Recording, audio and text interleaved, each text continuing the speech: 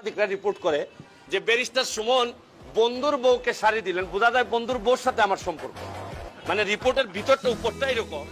TV তারকা ও আইনজীবী প্রিয়া জান্নাতুলের হাসিতে বর্তমানে ঝড় বইছে নেট দুনিয়ায়। সম্প্রতি আইনজীবীর পোশাকে তার একটি ভিডিও ক্লিপ ভেসে বেড়াচ্ছে সামাজিক যোগাযোগ মাধ্যমে। কাজের জন্য দেখি না, টাকা পয়সাও দেখা লাগে, সবই দেখা লাগে। ব্যারিস্টার সংসদ সদস্য সৈয়দ সাইদুল হক সুমনের পিছনে দাঁড়িয়ে মুখ চেপে হাসি দিয়ে আলোচনায় প্রিয়া জান্নাতুল।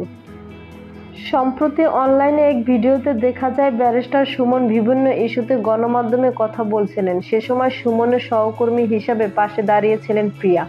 সুমনের কথা শুনে মুচকি হাসেন তিনি, আর তাতেই গায়েল নেটিজেনরা। এরই মধ্যে সেই ভিডিও ক্লিপটি নিয়ে বানানো হচ্ছে রিলিজ মিমিয়ার ভিডিও। যাকে নিয়ে এত হয়েছে তার কানে পৌঁছাচ্ছে খবরটি। এ প্রসঙ্গে গণমাধ্যমে দেওয়া এক প্রতিক্রিয়ায় প্রিয়া বলেন, আমি স্রোতে গা ভাসিয়ে দিচ্ছি না, কারণ আমি বুঝি যারা 2 সেকেন্ড উপরে ওঠাতে পারে তারা 1 সেকেন্ডে নামিয়েও ফেলতে পারে।